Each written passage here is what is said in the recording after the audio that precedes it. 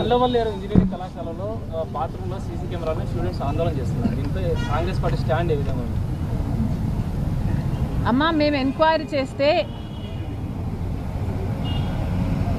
ఇది ఒక fake news మాత్రమే అని, కెమెరాలు లేవు అని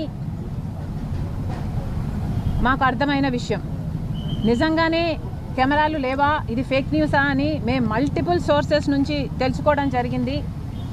ఫేక్ న్యూసే కాబోలు అని మేము ఎందుకు అనుకుంటున్నాము అంటే, ఎందుకంటే 300 వీడియోలు పైగా రికార్డ్ అయ్యాయని చెప్పారు, కానీ ఒక్కటి కూడా బయటికి రాలేదు.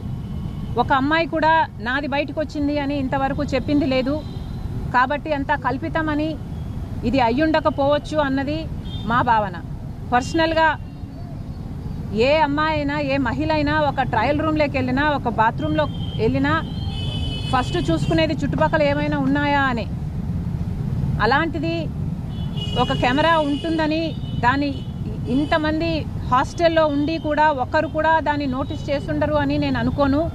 ఒకవేళ షవర్ లోపల ఇన్విజిబుల్గా పెట్టినా షవర్లో నీళ్లు పడినప్పుడు అది బ్లర్ అయిపోతుంది, అది సాధ్యం కాకపోవచ్చు.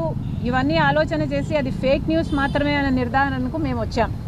ఒకవేళ అది కాదు, నిజమే అని మీలో ఎవరైనా ఎస్టాబ్లిష్ చేయగలిగితే చెప్పండి. Congress party is willing to fight to any lens for the rights of those girls to do justice to them.